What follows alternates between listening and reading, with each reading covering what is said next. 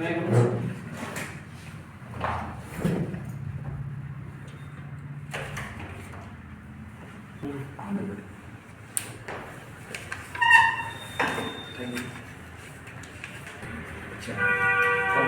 में पटवारी पद के रहते हुए आपके जो प्रशासनिक अनुभव रहे वो हमें बताइए। सर पटवारी से संबंधित। हाँ, पटवारी से संबंधित प्रशासनिक अनुभव।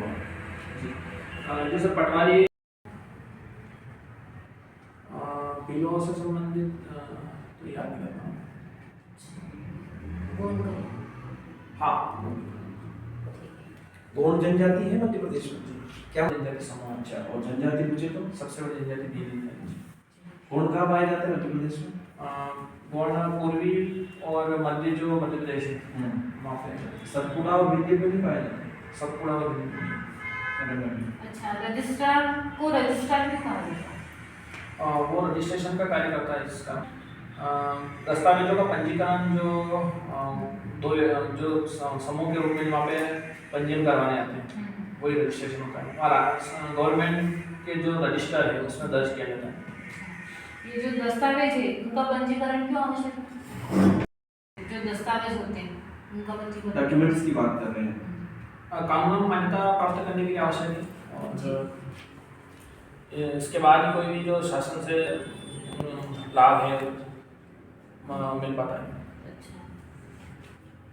तो हमें बताइए धार्मिक स्थलों से सर जो पर्यटन आकर्षित होता है उससे समाज को तो रोजगार मिलता है और जो सही दिशा मिलती है उससे जो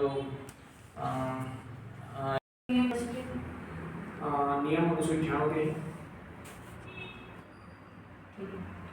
मेरे को राहुल ये बताइए, मध्य प्रदेश सरकार के द्वारा धार्मिक स्थल के लिए क्या क्या प्रयास किए जा रहे हैं? कोई उदाहरण? उनको इसमें विकसित किया जा रहा है, जैसे उनके प्रतीक्षालय हो गए, साफ सफाई हो गया और उनके बैठने की व्यवस्था हो गई इससे संबंधित। और परियोजना भारतमाला परियोजना का नाम सुने आप? क्या है सर? ये पूरे सड़कों से जोड़ने के लिए काम जब श्रीलंका गए थे, अच्छा, उन्हीं के द्वारा वो स्थापित किया गया। श्रीलंका की राजधानी याद आ रही है? श्री जयवर्धनपुरा। अच्छा, कुंभ का मेला कितने सालों में लगता है? 12 वर्षों में लगता है सर। 12 वर्षों में। हाल ही में कहाँ लगने वाला है? अब जो अगला रहेगा 2028 में वो उज्जैन में लगेगा। अच्छा, चलो।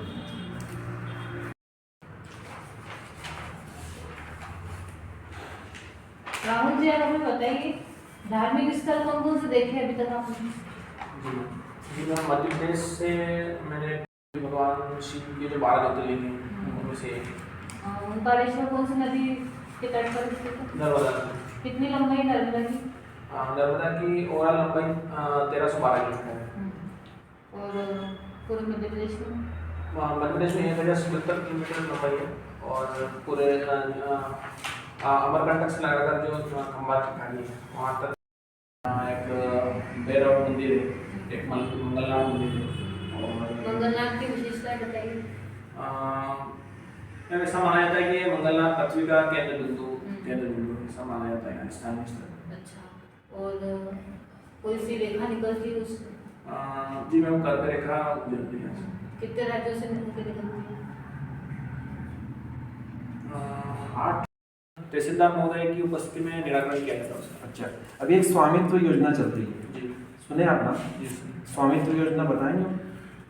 जी सर, ये भारत सरकार के पंचायती राज मंत्रालय के अंतर्गत संचालित योजना है जो ग्रामीण इलाकों में जो आबादी भूमि है उसका मालिकाना हक देने के लिए लाई गई थी। अच्छा, 2.0 संपदा योजना है ये। क्या समझते हैं आप? जो ऑनलाइन इसके तहत ऑनलाइन रजिस्ट्री होती है, भूमि जो लैंड पार्सल होता है जिससे सीमांकन से संबंधित होते हैं और अतिक्रमण से संबंधित अतिक्रमण हटाने की जो कार्रवाई होती है उसके दौरान भी विवाद सामने आते हैं। तो उसका समाधान के लिए क्या प्रयास किए जाते हैं? सर, सीमांकन से संबंधित जो मामले होते हैं उसमें जो निराकरण का मुख्य आधार है वो रेवेन्यू रिकॉर्ड जो रहता है उसी के आधार पर निराकरण किया जाता है। और उनको बताया जाता है कि ये जो सर जैसे इसमें अधिनियम बनाया गया है सोसाइटी रजिस्ट्रेशन अधिनियम 1973 का, उसके अंतर्गत इस पद के मेनली कार्य निर्धारित किए गए हैं।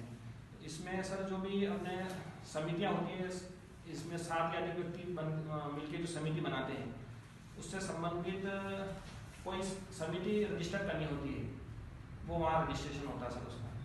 और पार्टनरशिप फर्म जो होती है, जैसे कोई व्यक्ति शामिल में कोई बिजनेस कर रहा है फर्म से संबंधित, तो वो जो रजिस्ट्रेशन होता है वो वही होता है। मतलब कुल मिला के सोसाइटी को पंजीकृत करने का काम है सहायक पंजीक का। जी। अच्छा, ये आपने इसमें मेंशन किया है सीतामऊ तहसील से है आप। तो आप कौन से जॉब करते हैं? जी सर, मैं वर्तमान में पटवारी पद पर पदस्थ हूँ, सुसमाचार तहसील। आप मंदसौर जिले से आते हैं? जी सर। तो मंदसौर जिले के जो साहित्यकार हैं, 3 साहित्यकार हैं।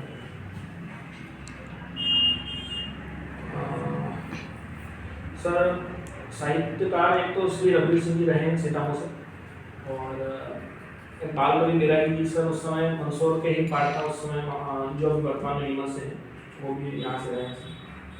रघुवीर सिंह जी का नाम लिया तो ये कहाँ के रहने वाले थे मूल रूप से? सर मूल रूप से सीतामऊ से रहने वाले। जन्म स्थल भी सीतामऊ का?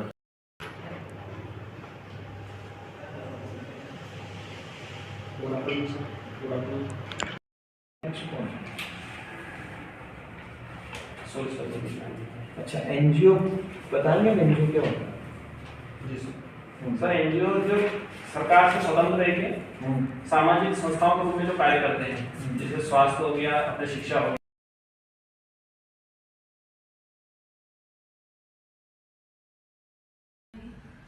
अपने सामूहिक समिति और फर्म दोनों का रजिस्ट्रेशन, ये मुख्य कार्य है।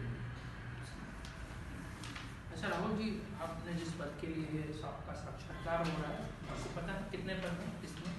जी सर, एक पद है। इंटरव्यू के लिए हमें काफ़ी सारे फॉर्म प्राप्त हो रहे हैं, काफ़ी सारे कैंडिडेट, तो हम आपका चयन क्यों करें? ये बोर्ड को आप थोड़ा कन्विंस कीजिए, बताइए। सर मैंने पटवारी के रूप में जॉब करते हुए व्यावहारिक प्रशासनिक पूरा ज्ञान सीखा है, और उस पद के लिए मैंने अच्छा कार्य किया है शुरू से लगाकर, और मेरी आशा है सर कि मैं इसमें भी अच्छा कार्य करूँगा। और कुछ विशेषताएं? अच्छा, एक वजह बताइए बोर्ड आपका चयन ना करे, ये कमी है राहुल जी में, हम इनका चयन नहीं कर सकते, ऐसे कैसे कोई एक वजह ना बताइए। वैसे तो सर मेरे पास कोई कमी नहीं है, मैं सभी वो योग्यताएं रखता हूं जो इस पद के लिए आवश्यक है, लेकिन सर जो भी कमी है मैं पूरी करूंगा, प्रयास करूंगा अगर कोई कमी होती है तो। क्या है इसका संबंध मुझे बताइए। सर राहुल शब्द पाली और संस्कृत भाषा से लिया गया है, और इसका अर्थ है कष्टों को दूर करना, कष्टों को दूर करना है, दुखों को दूर करना। क्या आपने अपने जीवन में कुछ ऐसे काम किए जो आप कह सके आपने आपके नाम को चरितार्थ किया है? जी सर।